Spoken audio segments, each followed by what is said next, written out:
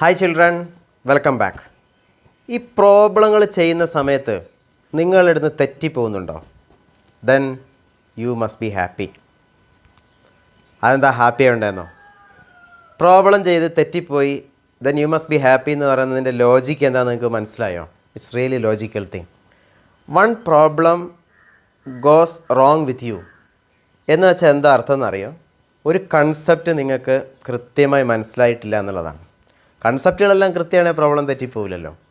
അപ്പോൾ കൺസെപ്റ്റ് തെറ്റിപ്പോയിട്ടുണ്ട് നമ്മളുടെ അടുത്ത് നമുക്ക് മനസ്സിലാക്കാനുള്ള ഒരവസരമാണ് അത്. അപ്പോൾ നിങ്ങൾ എന്താ ചെയ്യേണ്ടത്? അത് കൃത്യമായി പഠിക്കുക. പക്ഷെ ഒരു കാര്യമുണ്ട്, നമ്മുടെ അടുത്ത് പ്രോബ്ലം തെറ്റിപ്പോകുമ്പോൾ നമ്മുടെ മനസ്സും എടുത്തു പോകും അല്ലേ? അങ്ങനെ സംഭവിക്കരുത്. അങ്ങനെ സംഭവിച്ചാൽ നിങ്ങൾക്കൊരിക്കലും ഒരു പ്രൊഫഷണൽ ആവാൻ കഴിയില്ല. You should learn from your mistakes. ആ മിസ്റ്റേക്ക് വരുത്താതിരിക്കുന്നതിലല്ല, മിസ്റ്റേക്കുകൾ ആവർത്തിക്കാതിരിക്കുന്നതിലാണ് ഒരു പ്രൊഫഷണലിൻ്റെ മികവ്. അപ്പോൾ you should tell yourself that you are a professional. പല രീതിയിലുള്ള doctor, engineer, fashion designer, lawyer, നമുക്ക് ഒത്തിരി professions you can think of. അതിനകത്തെല്ലാം ഏറ്റവും പ്രധാനപ്പെട്ട കാര്യം എന്താണ്? മിസ്റ്റേക്കുകൾ വരും. People being human, we are bound to make mistakes. The thing is you should learn from your mistakes. Conceptual clarity, സബ്ജക്റ്റിനെ സംബന്ധിച്ച് കൺസെപ്ച്വൽ ക്ലാരിറ്റി വരുത്താനുള്ള ഒരവസരമായിട്ട് ഓരോ മിസ്റ്റേക്കിനെ നിങ്ങൾ മാറ്റണം. അപ്പോൾ നിങ്ങളൊരു അടിപൊളി പ്രൊഫഷണലാകും എന്ന കാര്യത്തിൽ തർക്കമില്ല. എന്നാൽ നമുക്ക് ഇന്നത്തെ ക്ലാസ് തുടങ്ങിയാലോ? ഇന്ന് നമ്മൾ ചർച്ച ചെയ്യുന്നത് ഗോസ് തിയറത്തിൻ്റെ വേറൊരു ആപ്ലിക്കേഷനാണ്. ഇത് വളരെ സിമ്പിളായ ഒരു ആപ്ലിക്കേഷനാണ്. അത് മനസ്സിലാവാൻ വേണ്ടിയിട്ട് ആദ്യം നമ്മളൊരു കാര്യം പഠിക്കണം. അത് വേറൊരു കൺസെപ്റ്റാണ്. നിങ്ങൾ ശ്രദ്ധിച്ച് പഠിക്കണേ. നിങ്ങളുടെ സ്കൂളിൻ്റെ ഗ്രൗണ്ടിൽ ഫുള്ള് ആപ്പിൾ ഇങ്ങനെ അടുക്കി വെച്ചേക്ക് വന്നിരിക്കട്ടെ. ഫുൾ ആപ്പിൾ അടുക്കി വെച്ചേക്കോ. കുറേ ഉണ്ട്, ലക്ഷക്കണക്കിന് ആപ്പിൾ ഉണ്ട്. എന്നിട്ട് നിങ്ങളുടെ പ്രിൻസിപ്പൾ നിങ്ങളോട് പറയാണ്, hi come here, you find out or you count how many apples are here. Is it possible to count the whole number of apples?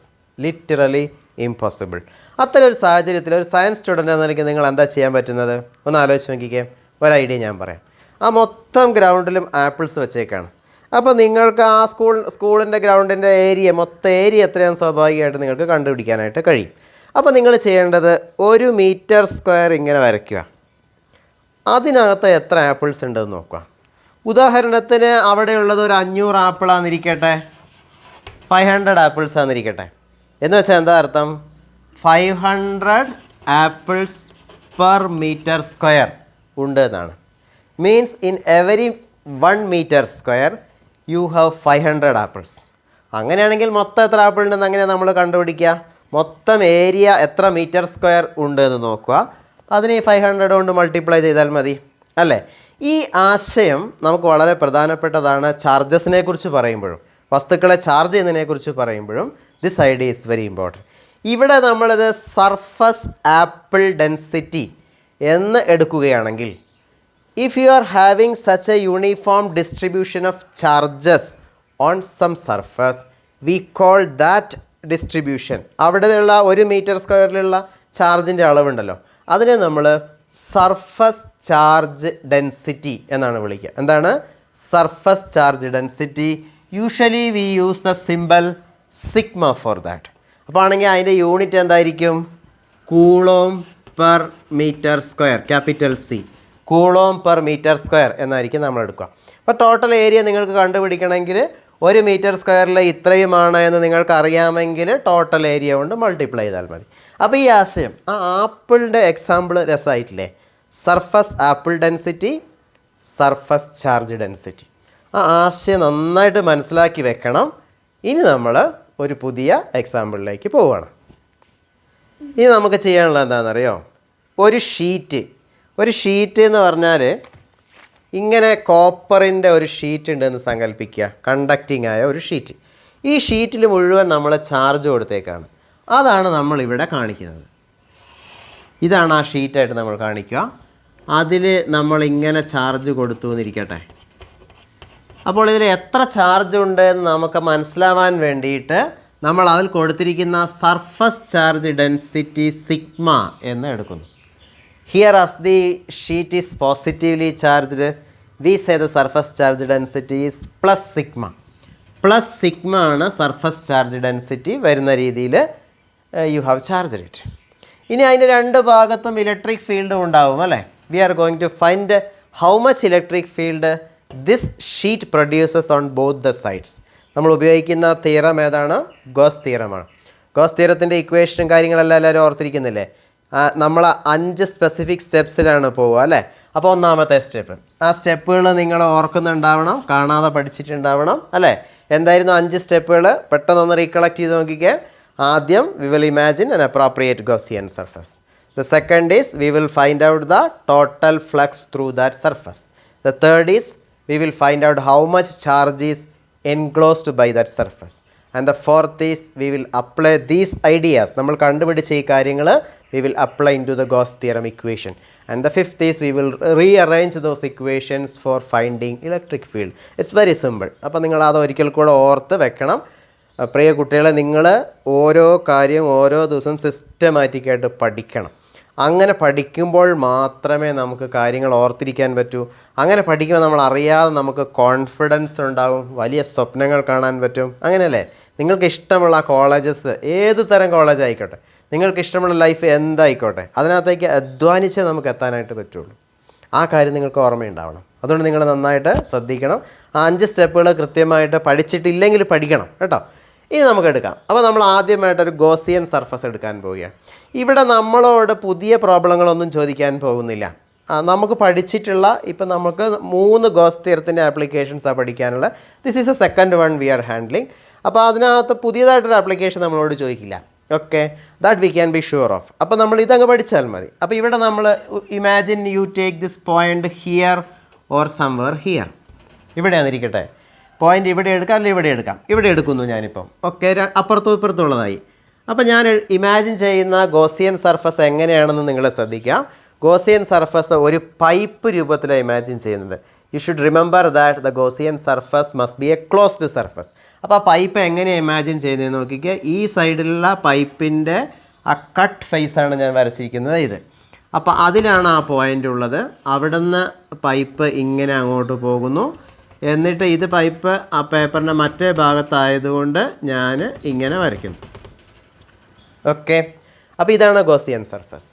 അപ്പോൾ നമ്മൾ എങ്ങനെ എഴുതുകയെന്നറിയോ? പരീക്ഷയ്ക്ക് എഴുതുന്നത് എങ്ങനെയാണ്? Imagine A cylindrical Gaussian surface with the point as in the figure. With the point as in the figure. ഇത്ര എഴുതിയാൽ മതി. പരീക്ഷയ്ക്ക് പ്രത്യേകിച്ച് ബോർഡ് എക്സാംസിന് സിസ്റ്റമാറ്റിക്കായിട്ട് കൃത്യമായിട്ട് ആ കാര്യം എഴുതിയാൽ മതി. whatever be the board exam you are writing, either you are writing Kerala or CBSE, doesn't matter. Okay, അപ്പോൾ ഈ പോയിൻ്റ് ഇവിടെയാണെന്ന് നമ്മൾ സങ്കല്പിക്കുന്നു. ഇനിയോ? So first step is over. അപ്പോൾ സിലിണ്ട്രിക്കൽ ഗോസിയൻ സർഫസ് അത് നിങ്ങൾ എഴുതിയല്ലോ അല്ലേ. ഇനി രണ്ടാമത്തേത്, ഇതിനകത്തോടെയുള്ള ടോട്ടൽ ഫ്ലക്സ് നമുക്ക് കണ്ടുപിടിക്കണം. ആ ടോട്ടൽ ഫ്ലക്സ് കണ്ടുപിടിക്കുന്നത് നിങ്ങൾ ആ ചിത്രത്തിലേക്ക് തന്നെ നോക്കുക. ഇതിന് ഇങ്ങനെ ഒരു ഫേസ് ഇവിടെയുമുണ്ട്, ഇവിടെയുമുണ്ട്. 2 കട്ട് ഫേസസ് ഉണ്ട്. അപ്പോൾ ഇവിടെ ആണെങ്കിൽ ഇലക്ട്രിക് ഫീൽഡ് സ്വാഭാവികമായിട്ടും ഇങ്ങോട്ടായിരിക്കും, ഇ എന്ന് ഞാൻ എടുക്കുന്നു. ഇനി ഈ കട്ട് ഫേസിൻ്റെ ഏരിയയും ഇങ്ങോട്ട് തന്നെയായിരിക്കും, ഞാൻ എസ് എന്ന് എടുക്കുന്നു. അപ്പോൾ ഇ ഡോട്ട് എസ് എന്ന് പറയുന്നത് നിങ്ങൾക്കപ്പോൾ ഞാനിവിടെ ഫ്ലക്സ് കണ്ടുപിടിക്കുകയാണ്. ഈ കട്ട് ഫേസിലൂടെ ഇങ്ങോട്ടുള്ള ഫ്ലക്സ് ഞാൻ കണ്ടുപിടിക്കുകയാണ്. ഇ ഡോട്ട് എസ് എന്നായിരിക്കുമല്ലോ അല്ലേ. ഇ ഡോട്ട് എസ് കണ്ടുപിടിക്കുമ്പോൾ എന്താ നമുക്ക് കിട്ടുന്നത്? E dot S is equal to E into S എന്നായിരിക്കും, because theta is 0 there. We have a similar situation here also. E is to that side, S is also to that side, so phi is equal to E into S. നിങ്ങൾക്കത് മനസ്സിലായില്ലേ? 2 cut ഫേസിലും അങ്ങനെയായിരിക്കും. ഇനി ഇതിനൊരു curved face ഉണ്ട് ഇങ്ങനെ, ശരിയല്ലേ? ഈ പൈപ്പിന് it has a curved face. അവിടെ എത്ര ഫ്ലക്സ് ഉണ്ട് നമ്മൾ നോക്കാൻ പോവുകയാണ്. അവിടെ ഇലക്ട്രിക് ഫീൽഡ് ഇങ്ങോട്ടാണ്. നന്നായിട്ട് ശ്രദ്ധിക്കണേ, ഇലക്ട്രിക് ഫീൽഡ് ഇങ്ങോട്ടാണ്. എന്നാൽ അതിന് പെർപെൻഡിക്കുലറായി ഇങ്ങോട്ടായിരിക്കുമല്ലോ ഏരിയ ഉണ്ടാവുക, എസ് അങ്ങോട്ടായിരിക്കും ഉണ്ടാവുക. അപ്പോൾ ഫ്ലക്സ് എത്രയായിരിക്കും? ഫ്ലക്സ് ഈസ് ഈക്വൽ ടു 0 ആയിരിക്കും. കാരണം calculation wise you will get cos theta as 90, so flux is 0. അല്ലെങ്കിലും ഫ്ലക്സ് ഇങ്ങോട്ടല്ലേ ഉണ്ടാവുകയുള്ളൂ, അങ്ങോട്ടില്ലല്ലോ, സോ ഫ്ലക്സ് ഈസ് 0. അപ്പോൾ 3 ഏരിയകളാണ് നമുക്കുള്ളത്. This is area number 1, 2 and the curved area. അതിൽ 2 ഫേസിൽ കൂടെ മാത്രമേ ഫ്ലക്സ് ഉള്ളൂ, 2 എണ്ണം കൂടെ. അപ്പോൾ ടോട്ടൽ ഫ്ലക്സ് നമുക്കിവിടെ എഴുതാനായിട്ട് കഴിയും. സോ ടോട്ടൽ ഫ്ലക്സ് നിങ്ങൾ ചിത്രത്തിൽ അത് കാണിക്കണം കേട്ടോ, ചിത്രത്തിൽ കാണിച്ചാൽ മതി. ഏത് പരീക്ഷയാണ് നിങ്ങൾ എഴുതുന്നതെങ്കിലും ചിത്രത്തിൽ കാണിച്ചാൽ മതി. അപ്പോൾ ഇത് ES, that is also ES, so it is 2ES എന്ന് നിങ്ങൾക്ക് ടോട്ടൽ ഫ്ലക്സ് കാൽക്കുലേറ്റ് ചെയ്യാനായിട്ട് പറ്റും. Now we go for the third stage. Third step എന്താണ്? Third step you have to find the total charge. So total charge, remember this is the total charge enclosed by this Gaussian surface. അപ്പോൾ ഇവിടെ ഈ Gaussian സർഫസിൻ്റെ ഇവിടെ ഇത്രയും സ്ഥലത്ത് എന്ന് പറഞ്ഞാൽ ഞാൻ ഇങ്ങനെ നോക്കുമ്പോൾ, അല്ലെങ്കിൽ നിങ്ങൾ ഇങ്ങനെയാണ് ആ ഷീറ്റ് കാണുന്നത് എങ്കിൽ ശ്രദ്ധിക്കണേ, പൈപ്പ് നമ്മൾ ഇങ്ങനെ ഷീറ്റ് വരച്ചുകൊണ്ടാണ് ഇപ്പോൾ ഇങ്ങനെയുള്ളത്. നിങ്ങൾ ഈ സൈഡിൽ നിന്ന് നോക്കുകയാണെങ്കിൽ ഇങ്ങനെ ആയിരിക്കും പൈപ്പ് അതിനകത്തോടെ കടന്നു പോയിട്ടുണ്ടാവുക. ഇവിടെയുള്ള ഏരിയ, ഈ എസ് എന്ന ഏരിയ അവിടെ ഉണ്ടാവും അല്ലേ? അപ്പോൾ ആ എസ് എന്ന ഏരിയയിൽ എത്ര ചാർജ് ഉണ്ടെന്നാണ് നിങ്ങൾ കണ്ടുപിടിക്കേണ്ടത്. എങ്ങനെയാണ് നമ്മളത് കണ്ടുപിടിക്കുക? We already stated that the surface charge density is sigma and we say the area is S. Means in 1 meter square this much charge is there. So in S meter square how much charge will be there? Sigma into S. So it is sigma into S is the enclosed charge. Okay. അങ്ങനെയെങ്കിൽ we go for the fourth step. Fourth step നമ്മൾ എങ്ങനെ എഴുതുക? Goes theorem equation ആണ് എഴുതേണ്ടത്. You can write it like this. Total flux is equal to, you can say right according to Gauss theorem, total flux is equal to 1 by epsilon 0 into total charge into total Q. അങ്ങനെ എഴുതിയാൽ മതി. Okay, total flux എത്രയാണ്? 2 into ES ആണ്. So this is equal to 1 by epsilon 0 into total charge is sigma into S. So sigma into S. So if you further simplify, S disappears. S is cancelled on both the sides. Means ഈ നിങ്ങൾ എടുത്തിരിക്കുന്ന പൈപ്പിൻ്റെ area എത്രയാണെങ്കിലും the same calculation is going to be true എന്നാണ് അർത്ഥം. Okay, അപ്പോൾ അതിനകത്ത് നമുക്ക് നേരെ ഇലക്ട്രിക് ഫീൽഡ് ഇൻറ്റൻസിറ്റി കണ്ടുപിടിക്കാം. E is equal to sigma by 2 epsilon 0. ഇതാണ് നമ്മൾ നോക്കിയിരുന്ന ഫോർമുല. അപ്പോൾ ഈ ഷീറ്റിൻ്റെ ഈ ഭാഗത്ത് ഈ പോയിന്റിൽ ഉണ്ടാകുന്ന ഇലക്ട്രിക് ഫീൽഡിൻ്റെ ഇക്വേഷൻ സിഗ്മ ബൈ 2 epsilon 0 എന്ന കാര്യമാണ്. അപ്പോൾ അവിടെ നോക്കുമ്പോൾ ഇമ്മീഡിയറ്റ് ആയിട്ട് നിങ്ങൾക്കൊരു സംശയം ഉണ്ടാവാൻ സാധ്യതയുള്ളത്, we are not seeing any distance factor on that അല്ലേ? This electric field seems to be a constant electric field. അപ്പോൾ ഒരു സംശയം തോന്നിയേക്കാം, ഇപ്പോൾ ഒരു ഷീറ്റിനെ നമ്മൾ നേരത്തെ പറഞ്ഞ പോലെ ഒരു ഷീറ്റിനെ നമ്മൾ ഇങ്ങനെ ചാർജ് ചെയ്ത് വെക്കുകയാണെങ്കിൽ അതിൻ്റെ ഒരു സൈഡിലുള്ള ഇലക്ട്രിക് ഫീൽഡിൻ്റെ അളവാണ് ഇത് തരുന്നത്. ഡയറക്ഷൻ ഈ ഭാഗത്താണെങ്കിൽ ഇങ്ങോട്ടായിരിക്കും, ആ ഭാഗത്താണെങ്കിൽ അങ്ങോട്ടും ആയിരിക്കും. അപ്പോൾ does it mean that you have constant electric field everywhere in its neighbourhood? അങ്ങനെയാണോ വരുന്നത്? അപ്പോൾ നമ്മൾ ഓർത്തിരിക്കേണ്ട കാര്യം എന്താണെന്നറിയോ? This equation is valid only for points very close to the sheet. ഈ ഷീറ്റിനോട് വളരെ അടുത്ത പോയിൻറ്റുകൾക്ക് മാത്രമേ ഈ ഇക്വേഷൻ ഉപയോഗിക്കാവൂ എന്ന കാര്യം നിങ്ങൾ ഓർത്തിരിക്കണം. അപ്പോൾ നമ്മൾ ഇപ്പോൾ പഠിച്ച കാര്യമുണ്ടല്ലോ, I'm going to write it again. നിങ്ങൾ ശ്രദ്ധിക്കണേ.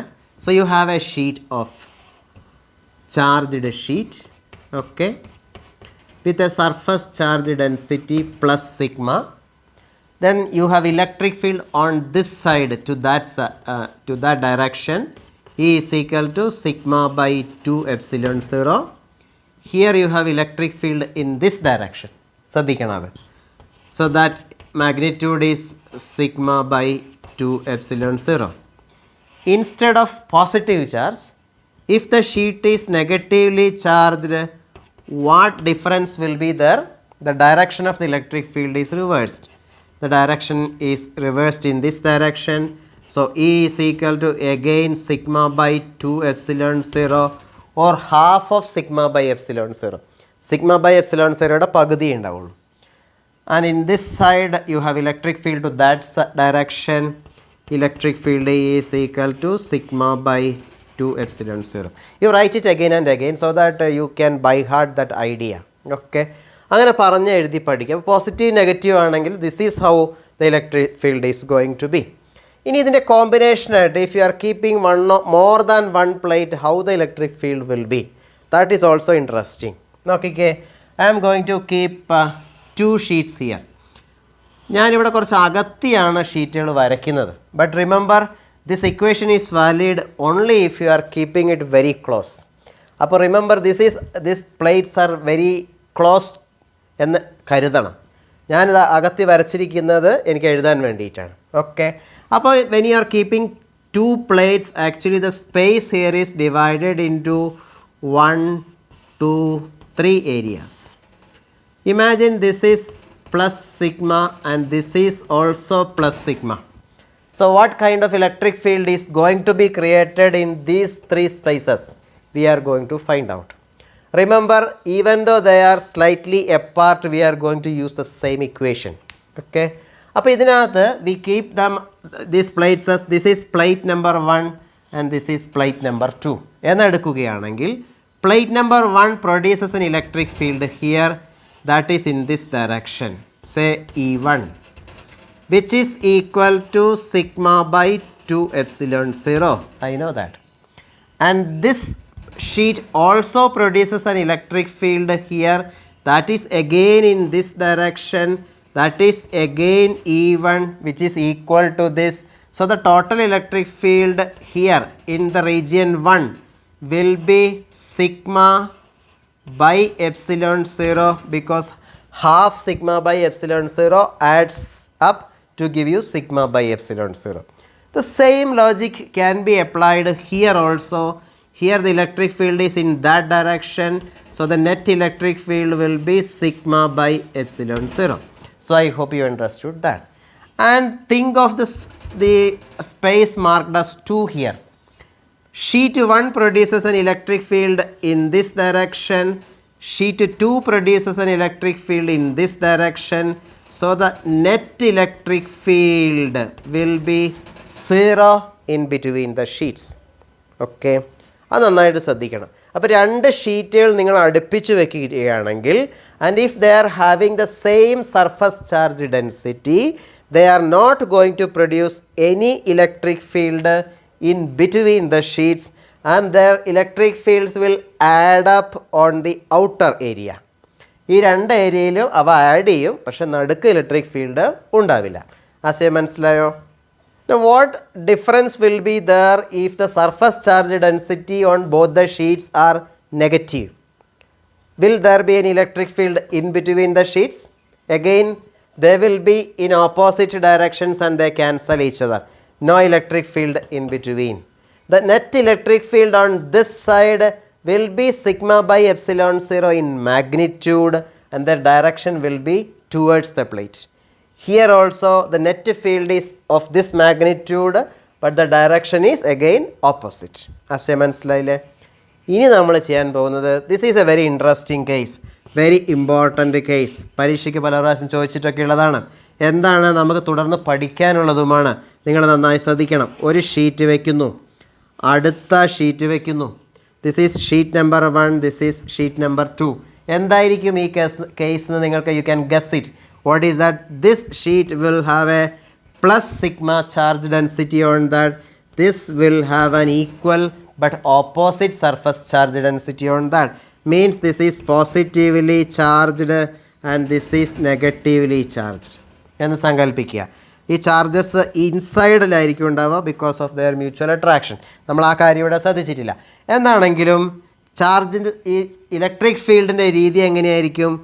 ഈ 1, 2, 3 എന്ന് നിങ്ങൾ സ്പേസിനെ മാർക്ക് ചെയ്യുകയാണെങ്കിൽ, ഈ ഒന്നാമത്തത് കൊണ്ട് ഇങ്ങോട്ട് ഇലക്ട്രിക് ഫീൽഡ് ഉണ്ടാകും, രണ്ടാമത്തത് കൊണ്ട് അങ്ങോട്ട് ഇലക്ട്രിക് ഫീൽഡ് ഉണ്ടാകും. സോ ഈ net will be 0 here. With a similar logic, ഈ net will be 0 on the other outside also, or the other side also. And what will be the electric field in the middle of the 2 plates? This produces an electric field in this direction. The 2 produces an electric field again in this direction. Correct, no? So the electric field, the net electric field will be equal to, they add up to give you sigma by epsilon 0. അപ്പോൾ 2 ഷീറ്റുകൾ ഓപ്പോസിറ്റായിട്ട് charge ചെയ്തിട്ട് വയ്ക്കുകയാണെങ്കിൽ U will get electric field in between. ഇത് വളരെ പ്രധാനപ്പെട്ടതാണ് എന്ന് നമ്മൾ പറയാൻ കാരണം എന്താണെന്നറിയോ? നിങ്ങൾ 2 കോപ്പർ ഷീറ്റുകളെ എടുത്തിട്ട് അവയ്ക്ക് ഓപ്പോസിറ്റ് സർഫസ് ചാർജ് ഡെൻസിറ്റി വരുന്ന രീതിയിൽ ചാർജ് ചെയ്യുകയാണെങ്കിൽ അവയ്ക്കിടയിൽ ഇലക്ട്രിക് ഫീൽഡ് ഉണ്ടാകും. അതിൻ്റെ മാഗ്നിറ്റ്യൂഡ് നിങ്ങൾ കൊടുക്കുന്ന ചാർജിനനുസരിച്ചിട്ടാണ്. ഈ മെത്തേഡ് ഉപയോഗിച്ചിട്ടാണ് നമ്മൾ ഇലക്ട്രിക് ഫീൽഡിനെ ഒരു സ്ഥലത്ത് ഉണ്ടാക്കുന്നത്. ഓക്കെ, ജെ തോംസൺ അടക്കമുള്ള ആളുകൾ, അദ്ദേഹത്തിൻ്റെ E/M എക്സ്പെരിമെൻ്റൊക്കെ നിങ്ങൾ പഠിച്ചിട്ടില്ലേ?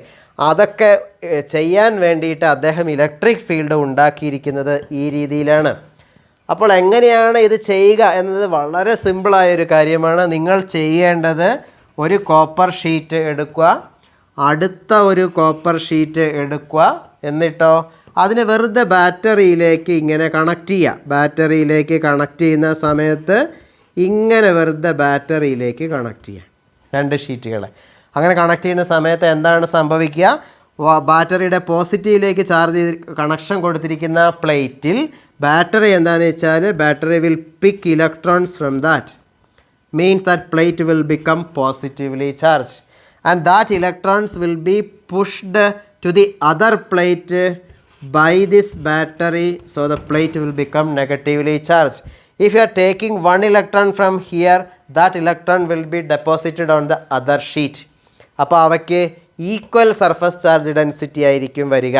അപ്പോൾ എത്ര ഇലക്ട്രോണുകളെ അങ്ങോട്ട് മാറ്റുന്നു എന്നത്, അല്ലെങ്കിൽ എത്ര സർഫസ് ചാർജ് ഡെൻസിറ്റി കിട്ടുന്നു എന്നത് ഒരു നാടൻ ഭാഷയിൽ പറഞ്ഞാൽ ഈ ബാറ്ററിയുടെ നമ്മൾ സയൻറ്റിഫിക് ആയിട്ട് ഇതിനെക്കുറിച്ച് ചർച്ച ചെയ്യാനുള്ളതാണ്. ഇതൊക്കെ നമ്മൾ അടുത്ത ചാപ്റ്ററിൻ്റെ ടോപ്പിക്കാണ്. പക്ഷെ നമ്മൾ അതിനേക്കുള്ള ഒരു കാര്യം പറഞ്ഞു വെക്കുകയാണ് ഇവിടെ. എന്താ സംഭവിക്കുക? എത്ര ചാർജിനെ അങ്ങോട്ട് പുഷ് ചെയ്യുന്നു എന്ന കാര്യം ഈ ബാറ്ററിയുടെ ഒരു ശക്തി അനുസരിച്ചിട്ടാണുള്ളത്. നമ്മൾ അതിനെക്കുറിച്ച് ചർച്ച ചെയ്യുന്നുണ്ട്. എന്താണെങ്കിലും ഇങ്ങനെ വളരെ ഈസി ആയിട്ട് നിങ്ങൾക്ക് ഇലക്ട്രിക് ഫീൽഡ് ലാബുകൾ ഉണ്ടാക്കാനായിട്ട് പറ്റും. അപ്പോൾ this is how we make electric field in our lab. അപ്പോൾ ഈ കേസ് as such വളരെ പ്രധാനപ്പെട്ട ഒരു കാര്യമാണ്. നമ്മളുടെ ഒരു ഹോംവർക്കിൻ്റെ നമ്പർ കാണിക്കുന്നുണ്ട്. നിങ്ങൾ ആ ഹോംവർക്ക് നന്നായിട്ട് ചെയ്യണം. ഈ കാര്യങ്ങൾ, ഈ ആശയങ്ങൾ നന്നായിട്ട് മനസ്സിൽ ഗ്രഹിക്കണം. എൻട്രൻസ് പരീക്ഷയ്ക്കൊക്കെ, ഒരു ബോർഡ് എക്സാമിനൊക്കെ, ബോർഡ് എക്സാമിന് വളരെ സിമ്പിളായിട്ട് ചോദിക്കാറുള്ളൂ. പലപ്പോഴും ഇത്തരം കാര്യങ്ങൾ ചോദിക്കാറില്ല. പക്ഷേ നമ്മൾ ആശയം നന്നായിട്ട് മനസ്സിലാകാൻ വേണ്ടി ഇതുകൂടെ പറഞ്ഞതാണ്. കാരണം നമ്മളൊരു കാര്യം പഠിക്കാനുള്ള ആ ഒരു കാര്യം മാത്രം പഠിച്ചു വെച്ചാൽ നമുക്ക് കൃത്യമായിട്ട് മനസ്സിലാവില്ല. കുറച്ചധികം കാര്യങ്ങൾ പഠിക്കുമ്പോൾ അതിൻ്റെ ക്രക്സായിട്ട് പഠിച്ച ആദ്യത്തെ കാര്യം നമുക്ക് നല്ല ധാരണയുണ്ടാവും. പക്ഷേ എൻട്രൻസ് പരീക്ഷയ്ക്ക് തയ്യാറെടുക്കുന്നവർ നന്നായിട്ട് പഠിക്കണം. നിങ്ങളുടെ ഫ്രണ്ട്സിനോടൊക്കെ പറയണം ലക്നോവയിൽ വന്ന് നമുക്ക് ഫിസിക്സ് പഠിക്കാമെന്ന്. ഓക്കെ, അങ്ങനെ നന്നായിട്ട് പഠിച്ചുകൊണ്ടിരിക്കുക, തുടർന്നും പഠിച്ചുകൊണ്ടിരിക്കുക. നമുക്ക് അടുത്ത ക്ലാസ്സിൽ കാണാം. Thank you.